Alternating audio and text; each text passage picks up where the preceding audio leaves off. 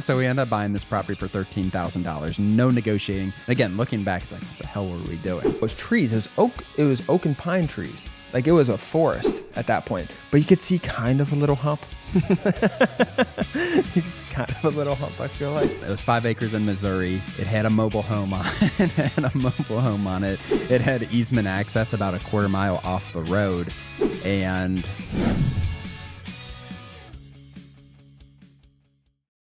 welcome back, everybody. Today we're talking about some crazy stories we've had on our land and our land experience. These are stories from where we've literally bought properties that you would look and say, there's no way you guys should buy this property. And we still somehow came up and made some money with it. I'm excited for this one, Ron. We have a lot of cool stories that have accumulated over the last several years. yeah, I think they weren't, a lot of these we didn't go intentionally into them. Like, all right, yeah, we're buying a property with X on it, or we're buying this type of property.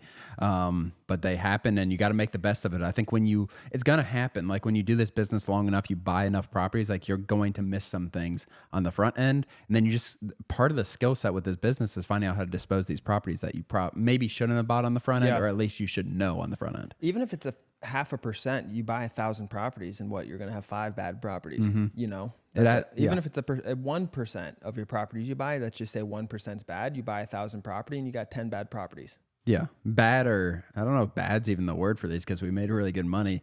Unexpected, crazy, whatever you want to say. But they're properties you shouldn't be buying overall. You should know before you buy them. You should know before you buy them. Yeah, I don't think you shouldn't necessarily buy them.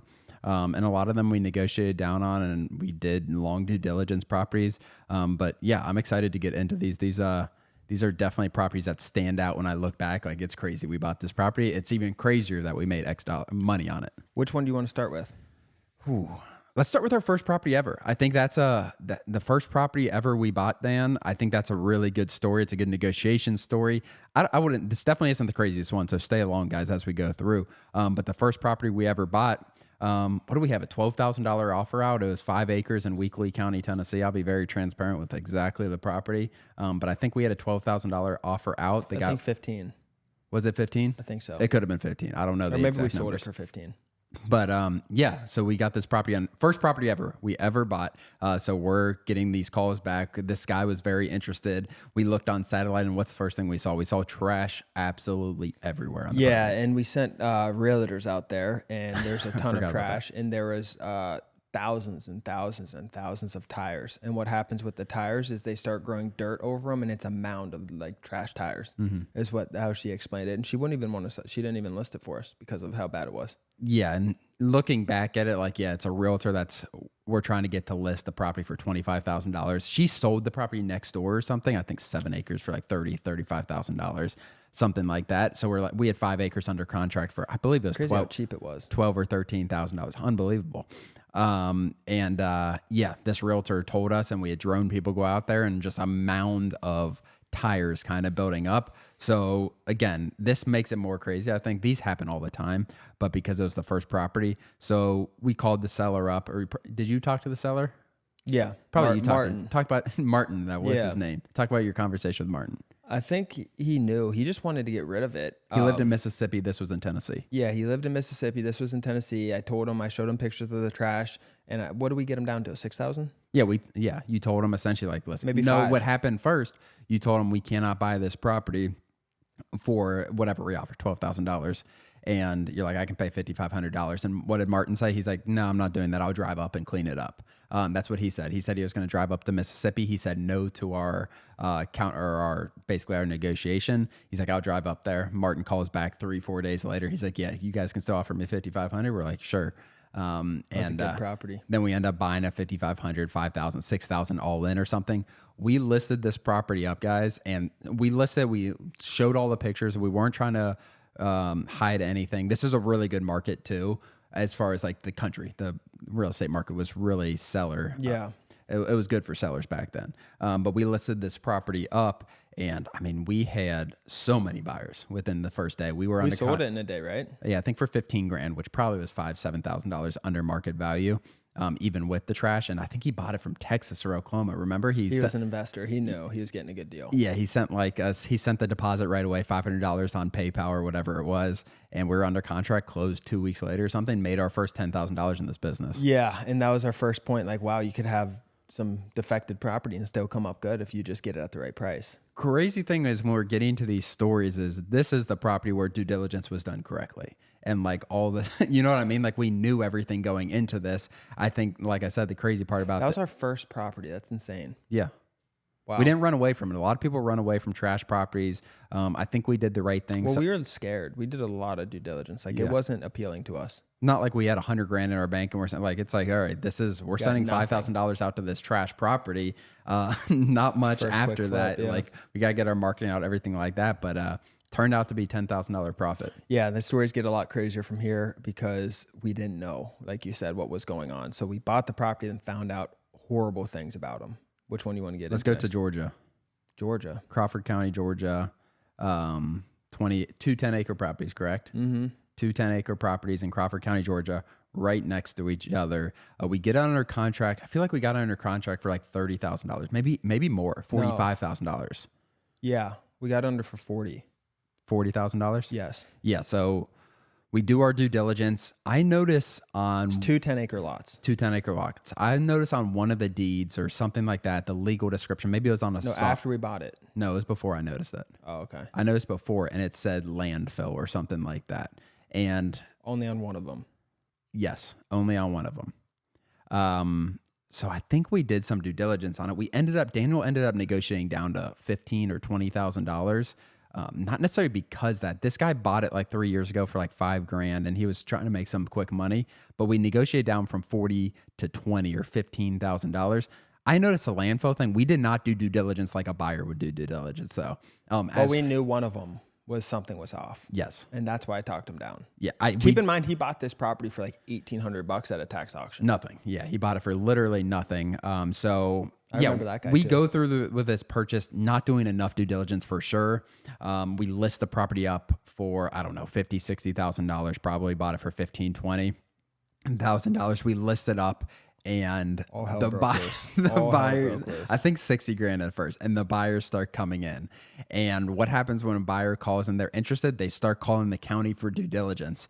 And the county called us or connected to us and was like complaining to us about how many calls they were getting to do due diligence on this property. Initially, the county started telling people like, yeah, you can build on this property. Then I think the county got a little scared. No, they were telling people the whole time you can't. They said can't. Yes, that was the issue. I thought initially they said can. No. They said can't because it was a landfill. They said can't. It's a landfill, and that's what brought the whole issue upon us. So you think about a landfill. We had keep in mind, we did over 10 deals in this county, and this county was hot, and we could sell properties. We were having calls. Like, I remember my phone just buzzing and buzzing up. Facebook, Zillow, all these people calling me. They found it from different spots. The price is great, good land. They'd call the county, they'd ask about it. Hey, I'm doing some research on blah, blah, blah in Crawford County. And then they'd get told that it was a landfill and it's unbuildable. And you can use it for rec land only. Yeah. So, I mean, essentially you think a landfill is underneath and drilling a well. Like you get very dangerous health concerns. We got to put that in perspective too. So it wasn't like you wouldn't look at it and say that's a landfill. It was grass over. It was grass and it was trees. It was oak. It was oak and pine trees. Like it was a forest at that point. But you could see kind of a little hump. You could see kind of a little hump. I feel like, which grew over. Grass grew over all the trash. And you couldn't see anything besides a hump. Yeah, you just know after figuring out. And this story only gets crazier. So, where were we? We were talking about buyers calling in, buyers coming back to us. It was horrible. Buyers backing out. Horrible to work with this property. 20 leads a day. Oh my gosh, the most leads ever at the best price and people just backing out. I think So, all right. So what happened then is like, all right, we were using a realtor too, or we were using a realtor for other properties in that area. But at this point, we were talking to the county, and the county's like telling us, like, yeah, we think only one of the properties was a landfill. The mapping, all the old landfill stuff. They didn't know. Yeah, they genuinely didn't know, so they were just protecting themselves, I think. And our realtor helped us because I was in Costa Rica when this was going on, and I just moved down to Florida, and I remember being in Costa Rica on my farm. and just walking around with chickens and stuff. And I remember trying to figure this problem out on my laptop. The Wi-Fi sucked, and my phone, I was talking to the realtor. I remember overlooking the ocean on this farm in Costa Rica, talking to him. I'll never forget that. And we're just like trying to, he wasn't representing us on this property, but he was on like 5 or 10 others, right? So he was helping us out, and he had a connection at the EPA. Yeah. So we were like, how are we going to fix this issue? We got to go to the EPA. The county's giving us a hard time. We're never going to be able to sell this. EPA guy was like, I think one of your lots was a landfill and the other one's cleared. County's like, you got to prove us that one of them's cleared. We can't build on either of these until we know anything different. So I'm working with the EPA, guy named like Jose or something, or Javier. And I was talking to him. He was nice. And then I was talking with the county too. And I was trying to connect them a little bit, but they send us a flash drive. Remember that thing? Yes, with the mapping. Yes. No, it wasn't just a map. It was like 600 pages. About the landfill. About the landfill, the year, the map, all the documents. Wasn't the legal landfill legal or descriptions. something? I feel like there were some illegal parts of landfill. They never closed it down. You're supposed to legally have to shut it After down it's done. after it's done. Yeah. They never shut it down. So like we had to file and I think get it shut down too. And all these things had to happen. But the map showed us the area of where it was. And I took that to the county with all this information. And I was like, look at this map. Like I've been telling you guys, and you guys have been assholes about it. I was telling you one of the lots is buildable, and they were just telling everyone it's not buildable and screwing us over, you know, but we knew it, but we had to prove to them. So we ended up giving them the maps and everything and proving it. So now when people started calling in, they were like, they wouldn't say that anymore. Yeah. And then we had to explain on the phone. I remember I had a lady who ended up buying it, and I explained to her and talked to her. I was like, it's beautiful land. There's a little hump in the, but only one of the parcels was an old landfill, and by old, it was like 1970s, I think it was, right? It was old. And the other one was perfectly fine, 10 acres. I mean, these were square, crisp 10-acre lots, like nothing visually turning you off about these, right? So she got a really good deal. We dropped the price. I think we listed at 45. 75. I think we listed at 75 and sold at 45. Yeah. She bought it for 45. I remember getting these properties when you dispose of them, when you sell them, like it is such a good feeling, especially This when one you took make a long money on time. them. We took so much time on this with the EPA. Oh my gosh. Yeah. I remember reviewing those things, and I think Daniel kind of took the lead on a lot of this part, but, cause he was doing the sales portion of it at this point in our business. The fact that we got that fast though from the EPA is kind of like, you talk about working with governments. I don't remember ever paying anything either. No, he just sent us a flash drive in. He sent it to our realtor first, and then the realtor sent it to me. And they just sent this flash drive in an envelope. I'm like, what the hell would I do with this thing? And you put it in. Oh my gosh, I forgot that. Yeah, and you're just going through these docs like you have no idea what you're reading, and you finally siphon through. Luckily, the realtor helped us like understand what we're seeing. Finally, I think, Dan, getting into this last one, which is probably the craziest. I mean, I guess, I don't know, it's 5 acres. Crap, I forget the county now. Starts with an M, but I forget the county now. It's 5 acres. In Missouri. Yeah, it was definitely in Missouri. I don't remember the county though. It was 5 acres in Missouri. It had a mobile home on it. It had easement access about a quarter mile off the road.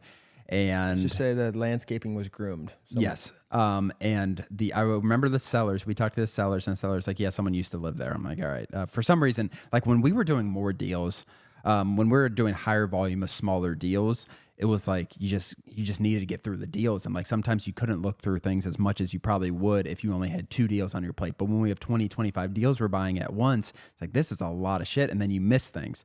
So the seller, I remember talking to the seller, they're like, yeah, no one lives there anymore. We send our droner out. There's a locked gate on the front. So the droner goes, and this is all before we bought it, the droner goes or maybe a seller goes and locks it or something. So the droner goes and gets pictures. I remember the drone pictures coming back and like, this looks a little weird. We went to the seller and we're like, no one lives there, right? And they're like, no, absolutely not. And again, looking back, it's like, what the hell were we doing? So we ended up buying this property for $13,000, no negotiating. The other 2 properties we just talked about, we negotiated down from 45 to like 20 and from 15 or something to like 5. This property we bought for 13. We thought it was worth about 30 or something like that. So we list the property up for sale. Again, this is like an easement, a private little easement off a road with a gate. First buyer goes out there and they're like, yeah, someone's at that property. So someone's living in the mobile home, and they kind of ran off the first buyer. I'm like, there's no way. Just send the next buyer in. Next buyer goes, same thing, like runs them off. So yeah, now we got a problem. So we talked to the sellers who don't care anymore. They already got paid. So that's the thing. Like you have the sellers on the hook. They're going to answer questions. They're going to do things for you until they get their money. And then they're done. So I think I remember John. John talked to the guy who lived there and was like trying to negotiate him off the Yeah, so we had one of our employees who was talking to the guy and trying to negotiate him to get like off the land. The guy's like, "No, I'm not leaving. Like I have a lease." I think he sent us like some napkin lease or something. But we own the property. Like he wasn't paying. I remember that's what the seller said. They evicted the guy way previously because he wasn't paying them any money, but he was still living there. So what it turns out, we did some research on the guy, and it turns out he was like a convicted pedophile from not that long ago. So we have 5 acres. Someone's living on our property. We're trying to sell it. We're trying to send people there to buy it for a convicted felon, a pedophile, the worst type. Wow. So we have our transaction coordinator, like, we got to find out a solution for this, find some lawyers. So we're just like, okay, let's go through the eviction process again with this guy. Like he's not paying, he's on our land, he's on our property. Let's just evict him. So we start the eviction process. There's probably not more than 5,000 people in this county. Like there is no one. Trust me, I had to go. But there's no one in this county. So like we call a lawyer. She's probably like 2 hours away from there. And she was cheap. Like she was like a $50 an hour lawyer or something like that. She's like, yeah, I can do. Yeah, this is gonna take a while, but I can do it for like $1,000. Meanwhile, we're spending $350 in Cincinnati for something else. 100%. So yeah, we start the eviction process. And it was probably like 2 months. She's like, yeah, everything's going through. And like, we're fine, like holding the property. Like, it's not a big deal. Like, we knew we still had an asset, but we just had to get this guy off. Again, like a convicted pedophile.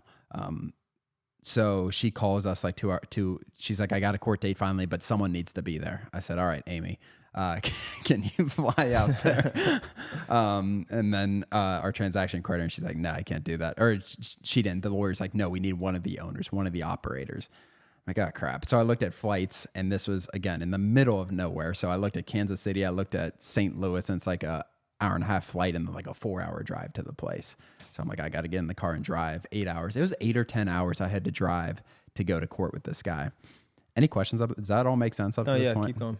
Yeah, so I drive, and it wasn't like long notice. I stayed outside of Six Flags in St. Louis one night, and then I drove the rest, which an hour and a half, 2 hours more the next morning, I think. I was nervous. Like, I don't want to see this guy's face in person. Like, this is a convicted pedophile. Like, I remember like being out of this it was as rural of a town as you can imagine. So we go into the court, and I just remember nervously like waiting for the guy to show up, and he never shows up. And then the judge like talks to us, and he's like, yeah, this guy's always in our court. Like the judge, like in a small town like that, when you have a criminal like that, like everyone knows everyone. And the judge's like, yeah, this guy's been in my court a lot. I'm surprised he didn't show up to like fight for his property. But we basically left there, and they handed us the property, and like, this guy cannot be on the property anymore. Like that was the formal eviction essentially, because the guy couldn't defend his case. Then did he leave? He wasn't there. Like he was off the property. I think the lawyer went to our property and like checked. Someone went. No, it was someone to what are those called when you get served? A service person went to serve him like his formal eviction, like he needs to leave, and he wasn't there, so they put it on the door. But yeah, I drove 8 hours, 16 hours, I guess, in 2 days to go get that guy off our land, and I think we listed it up. We sold it pretty fast though, Dan. We sold it for like $32,000. I want to say. It had a mobile home. It was nice once the guy was off the land. It was horrible due diligence from us, though. Like, this guy's address was our property. Yeah. Yeah. So what would you have done going back? Just not bought it? Or I mean, there were red flags. Like, just finding out more information, I think, at minimum. Because it would have been easier for them since, did they live in the area, the sellers? They could drive, because they opened the gate. It would have been easier to just buy it after going back. Yeah. After proper eviction. It sounded like they evicted him before. Like I said, our salesperson talked to him, and the guy was just like, yeah, I'm not leaving. Sometimes what you can do if you're not with a felon pedophile like this and you're in that situation, they won't leave. Sometimes it's cheaper than evicting. You can cut them off that. If they're on a corner or something, just cut them off half an acre, quarter of an acre. If you got 20 acres, it's not that much. It's not going to affect your price. And then you be on with it. Yeah. You stay here. Yeah, this situation, I don't think I think we tried to. Was it our mobile home? I think it ended up being, I think it was so old. Mobile homes before a certain date, I don't remember what it is. It's in the 90s, I believe. Something. Maybe it is 84. If it's older than 84 or whatever the date year is, no, you don't need a title. Oh. You don't need a title on it. So yeah, I think that's what was the case for this. But we sold it fast, I believe. Like I remember, and I wish I could remember the county though. I remember we sold it really, really fast. Going back, I mean, just better due diligence, talking to the seller some more when you get like something that like just didn't feel right. And I remember it didn't feel right when a drone comes back and like a gate's locked. Like that stuff isn't typically normal when you have a mobile home on a property of someone. And I remember looking at the pictures, like there's like above ground like swimming pool that didn't look like it was just torn apart, like the guy was swimming in it or something. There's some things that definitely like should have triggered a red flag for me. Yeah, I agree. Well, those are the three craziest. Is there anything else that comes to mind? No, I mean, they're going to happen. Like we said, Dan, I think doing the best due diligence possible when you're buying something. But like you said, too, we made good money on all three of these. Yeah. And when you do find something, negotiating down, trying to solve the issue for the seller, because sometimes those are the best deals. Like that landfill property, I wish we knew more going into it. The other trash property, we did exactly what we should have done, and we made $10,000 as the first deal ever. This property was probably the worst in terms of us like digging into things. Yeah, that's crazy. We didn't know someone was living on the property. Yeah, it's not good. And it's when we started to we outsourced stuff, we hired people probably faster. And then it's like, okay, we lost control of some of the stuff. So, and maybe it wasn't us reviewing all the due diligence or something like that. So things can fall through the cracks, obviously, but it's not a high percentage of our deals. And we made money on all of them. We have other stories where things fail, perk tests, stuff like that. And you can lose money for sure when stuff like that. But this was just like crazy situations. Yeah, these were just unique situations. Of course, we've had perk tests. We've bought properties with no access where we thought there's access. That's a common one too. It looks like a road. They title the road and then or whatever, and then you don't have an actual road because the other title company says that. Or we had one that was a seasonal access, like you could seasonal access. There's a gate. Yep, a winter gate. That was a rough not one. Not access in the that's bad. 90 days of the year, no access. I think it was. Yeah, so you can't build. So we have a ton of stories. We just wanted to hit you with some of the most unique ones that we've run into. Yeah, I think driving 8 hours to evict a pedophile was a pretty unique one. It wasn't something I enjoyed. They're all learning experiences. 100%, it is. Yeah, the EPA. EPA, yeah, you learned a lot. Yeah, that was great. You didn't have to drive just 8 like hours in the car, it's like you have a no. I did it from the luxury of my house. But the that's not fun driving for something like that. But I think it's always like you got pieces. It's like a puzzle and you got to fix it or figure it out and solve the issue. And it's fun because you learn so much solving puzzles. Problem solving is huge. That's how you make money. It's really all it is. But yeah, other than that, guys, hopefully you liked it. Let us know if you guys have had any crazy stories, not even just buying land. If you've done real estate deals, any crazy deals where you've just had crazy stories come up. Other than that, if you're watching on YouTube, hit the subscribe button below, listen on Spotify or Apple, share this with a friend. Thank you so much. We'll see you next time. Thanks for joining, guys.